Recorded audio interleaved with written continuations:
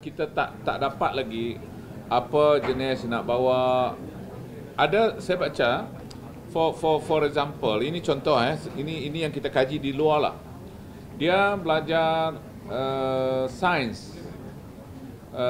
Waktu sainsnya 10:30 until 11:30. So dia punya device boleh dibuka 10:30 hingga 11:30 dan tutup. Nanti ada satu subjek lagi, dia boleh buka device 12:20 hingga jam 1.